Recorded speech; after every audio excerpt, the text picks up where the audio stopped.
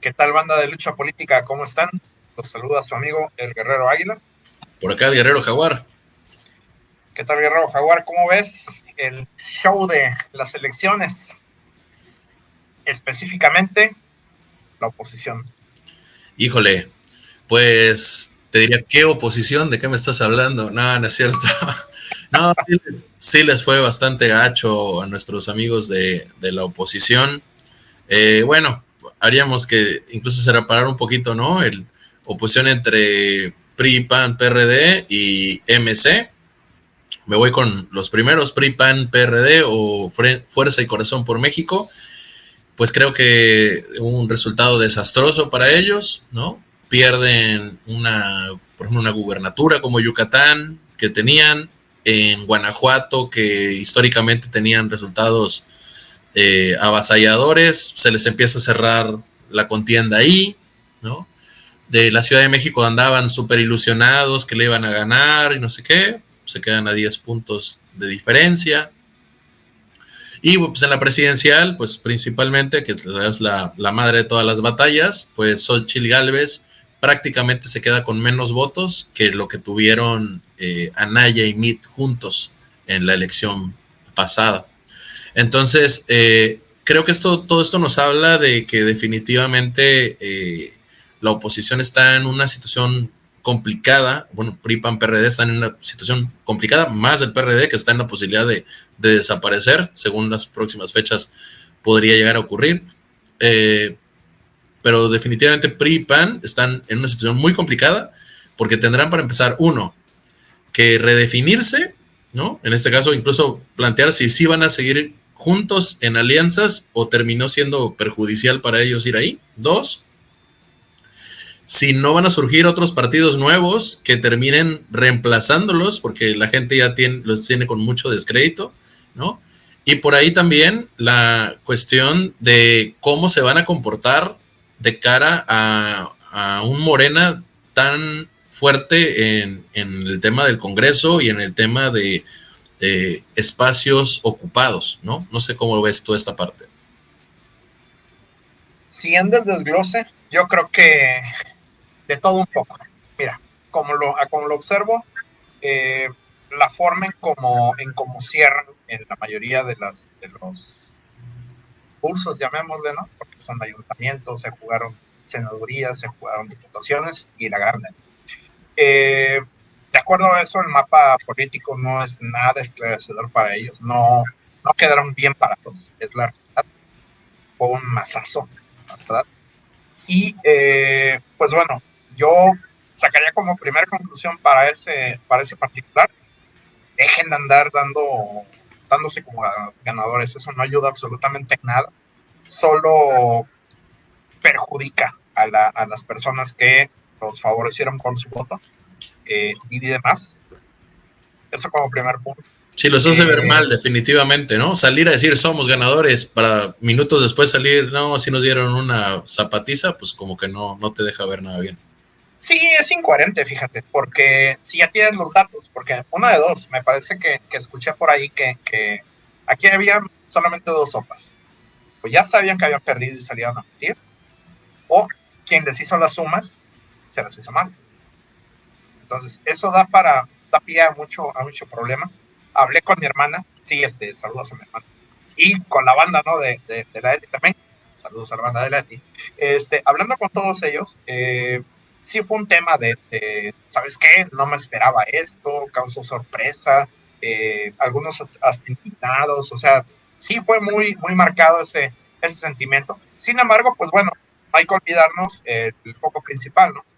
Es una elección democrática y la forma en cómo la gente vota, además de respetarse, pues bueno, tienen sus razones. ¿Cómo ves? Sin duda, o sea, en este caso siempre hay que tener en cuenta que el voto popular es sagrado, ¿no? El voto del pueblo, como decías tú, es Dios en este caso, es a quien hay que obedecer, no hay de otra. Y la pregunta interesante aquí es si la oposición obedecerá a eso, o sea, si la oposición tomará ese mandato tan pronunciado de la gente en decir queremos continuidad de la cuarta transformación y tomarán a decir, a ver, ¿qué hubo en este proyecto que valía la pena rescatar? O a lo mejor en lugar de criticar, quizás me tenía que haber sentado en puntualizar y decirle, oye, ¿sabes qué? Aquí vamos a matizar, ¿no? Te estás yendo como por esta ruta, no creo que sea la más óptima, sugiero yo estos cambios, sugiero esto, ¿no? Pero entramos en un aspecto de confrontación cotidiana, y me da la impresión que la gente se quedó con este sentimiento de decir, híjole, me caen gordos que estén solo metiendo el pie y no proponen nada diferente. Y aparte, también algo que creo que contribuyó a que no hayan sido buenos resultados, me parece que sí lleva razón un poco sigamos haciendo historia, la coalición sigamos haciendo historia, cuando les dice que no tienen proyecto. Creo que sí se pasaron 6 años sin definir nada, o sea, ni definieron candidato con tiempo, ni definieron cuáles eran sus prioridades, ni definieron cuáles eran, o sea, voy a dar un ejemplo muy sencillo. No, pues nuestro proyecto es que no se acaben o no se quiten los programas sociales. Eso no es proyecto, eso es darle la razón a Morena, ¿no? O sea, eso es, no, pues mi proyecto va a ser que si las pensiones eran a los 65, pues ahora van a ser a los 60.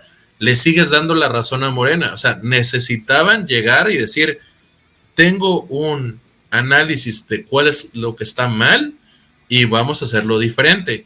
Otro ejemplo que se me viene a la mente, no, pues ¿cómo vamos a acabar con la inseguridad? Una cárcel grandotota como la que hizo Bukele, ¿no? O sea, se me hace como que ocurrencias, o sea, no venía de un análisis serio de decir, a ver, ¿en qué nos equivocamos? ¿Qué le hace falta al país?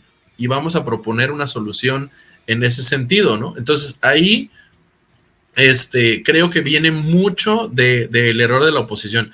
Y luego el que para mi gusto fue el acabose de todo este tema, fue que Xóchitl Gálvez, que terminó siendo la candidata, prácticamente fue una elección del presidente. O sea, el presidente fue el que agarró y terminó hablando de ella y comentándola y trayéndola para aquí y para acá. Y la oposición dijo, ah, caray, existe Xóchitl, pues la vamos a convertir en nuestra candidata, cuando no era así. O sea, tenían que haber hecho un ejercicio, como en su momento fue con Peña Nieto, que 6 años antes de que fuera el candidato, ya tenían mentalizado que él iba a ser el candidato y lo fueron inflando y desarrollando y puliendo y armando para que cuando llegó el momento de la elección, pues ya había alguien, ¿no? La gente tenía muy referenciado quién iba a ser, y no aquí que al cuarto para el ratito terminaron sacando con prácticamente supuestamente iba a ser encuestas y ni terminaron siendo encuestas, iba a ser confirmas y ni terminó siendo confirmas, o sea, todo un despelote para elegir a su candidata y que al final de cuentas venía validada, ¿no? O terminó siendo la reacción ante comentarios y opiniones del presidente. Por ahí no tiene que ser de cómo la oposición decida su candidato, tiene que ser un proceso interno, tiene que ser un proceso reflexivo y tiene que venir acompañado sí o sí de un proyecto de nación. No quiero decir proyecto alternativo de nación porque eso ya está patentado por la 4T. Pero en este caso eso tiene que ser un proyecto alternativo, un proyecto de la derecha. Ahí ya después quedará en el voto popular determinar si ese proyecto les gusta o no les gusta, pero de momento eso es al menos lo que tienes que llegar presentando. No sé cómo lo veas tú. Sí, mira, un pequeño paréntesis. No olvidemos que Peña Nieto, por ejemplo, tuvo ahí 3 años, ¿no? de formación como candidato una vez que dejó de ser gobernador. Incluso hasta antes, me parece, que cuando se eligió a Calderón, ya lo estaban comenzando a fraguar, ¿no? Cómo lo iban a formar como candidato.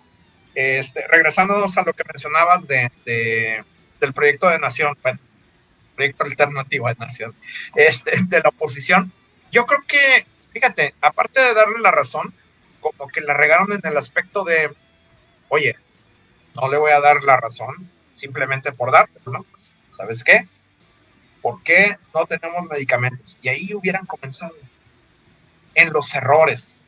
Se me hace una estrategia un poco más, no más sencilla, porque cuando fallan las cosas, pues bueno, es por alguna razón de fondo.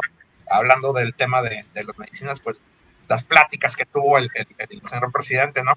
Con los distintos proveedores, pues de alguna manera fue el fallo, ¿no? Hasta cierto punto, aunque pues tenía que demostrar que él era el que mandaba en aquel entonces. Entonces, regresando al asunto, oye, ¿sabes qué? ¿En qué fallamos? Mira, la 4T te ha fallado en esto, ¿no? Y pues, los puntos que vamos a tratar ahí para remediarlo, pues es esto y esto y esto y esto. De alguna manera habría servido más.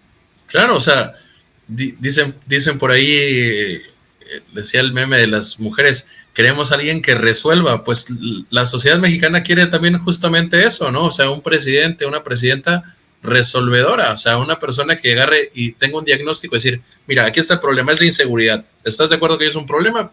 Por supuesto que es un problema. Ok, mi solución está acá, es esta, es todos estos lineamientos.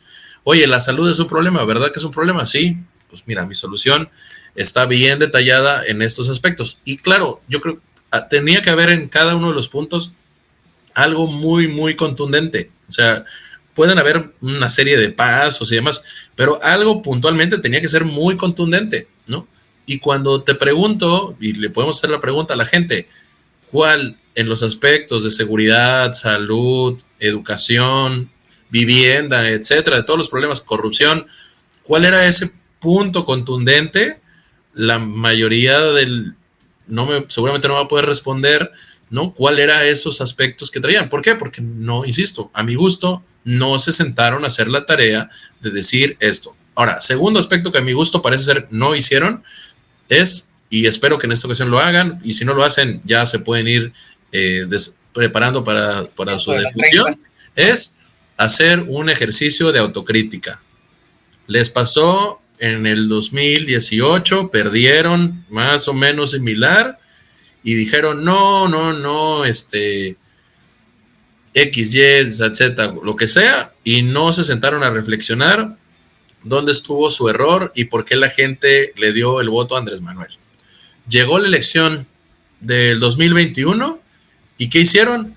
No, ya ya estamos a nada de derrotar a Morena estaba claudicando, tuvimos mitad y mitad de votos, o sea, se pusieron a echarse confeti solo, a dar machingüepas ahí de alegría, en lugar de decir, no nos vamos a engañar, o sea, Morena nos volvió a ganar la mayoría de las gubernaturas en las que tuvieron participación, les quitaron el Estado de México, ¿no? O sea, bastiones específicos los perdieron. Entonces, no había ya una tendencia 100% clara de que existiera un hartazgo. Además, había que también contextualizar.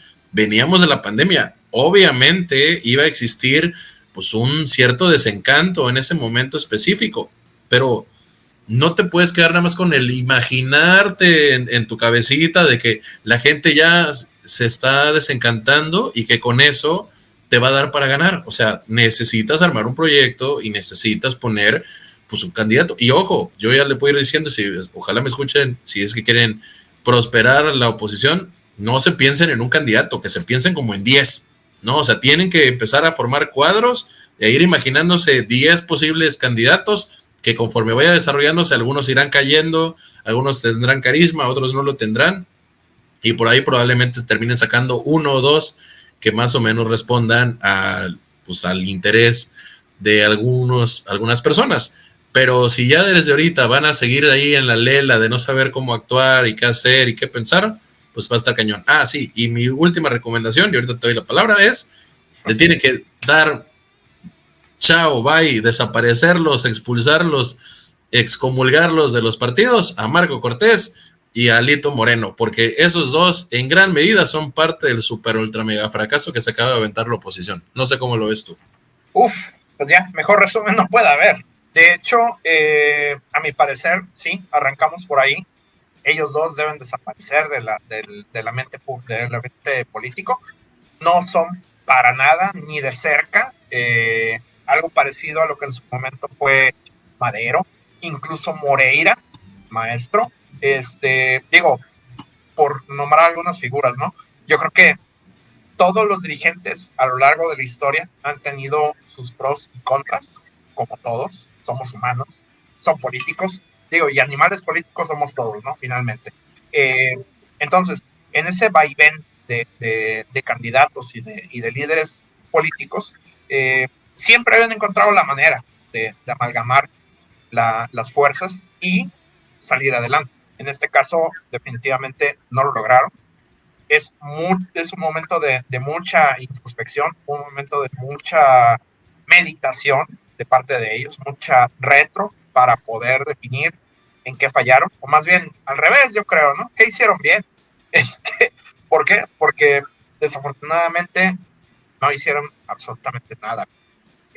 Y pues bueno, retomando el tema de la conciliación entre las distintas fuerzas políticas, como bien mencionábamos, hay algunas que incluso ya tienen el riesgo hasta de desaparecer, ¿no? No alcanzaron el registro, entonces en los próximos días vamos a ver de qué forma se van a reorganizar como oposición y sobre todo qué piensan hacer, ¿no? Porque finalmente al ser un país democrático necesitamos la contraparte del poder en turno y sin ella, pues bueno, podemos recaer ahí en un ejercicio que históricamente no ha tenido la razón y pues bueno, yo creo que nadie lo desea. ¿Qué opinas de eso? Sí, definitivamente. Pienso, mi sentir también viene, de hecho, ya ves que el próximo año se abrirá de nuevamente la convocatoria a la creación de nuevos partidos. Yo creo que ante el desencanto y los malos resultados que en este caso PRI, PAN, PRD han terminado teniendo, muy probablemente creo que surgirán partidos incluso de la misma gente de estos partidos. O sea, se terminarán diciendo, ¿sabes qué? Esta marca ya está muy quemada, ¿no? Mejor vamos a crear una cosa nueva, vamos a mover pues, grupos completos de nuestro partido para acá y vamos a crear una alternativa diferente, ¿no? Ya después estará en la gente decidir si les cree o no por la cuestión de los personajes que lo integren, pero de alguna manera creo que sí va a haber un proceso de refresco ahí en cuanto a los actores políticos. Faltará ver si la gente lo respalda, los apoya, ¿no? Pienso que incluso pensando cómo han ocurrido la política en el mundo, probablemente vamos a tener grupos mucho más polarizados, una izquierda mucho más izquierda, una derecha mucho más derecha. Creo que por ahí eso lo preveo yo que será algo de lo que ocurrirá en los escenarios futuros. No sé cómo lo percibes tú. Sí, de hecho, vamos a llegar al punto de que el que sea de ultraizquierda va a estar tan a la izquierda que va a pensar que Morena es de derecha, ¿no? Entonces, sí podemos llegar a tener ese panorama. Los distintos actores políticos, coincido, van a comenzar a replantear esa parte, arrancar nuevos bríos en otro lado, ¿no? Como cuando se cae una casa o desafortunadamente se derrumbó, pues tienes que empezar en otro lado, ¿no? Y sobre todo por el tema de percepción de la gente. Ya la gente va en automático y por lo visto, ¿no? Va directamente donde dice Morena y tacha. O sea, ha llegado a ese punto. Entonces, pues, como siempre decimos aquí en Lucha Política, la mejor opinión es la de ustedes, bandita. ¿Qué opinan? ¿Qué sugieren? Déjenos sus comentarios. Y pues bueno, nos vemos en el siguiente capítulo. Muchas gracias. Así es, banda. Ahí déjenos sus opiniones. ¿Qué debe hacer la oposición? Los escuchamos. Nos vemos en el próximo capítulo. Saludos.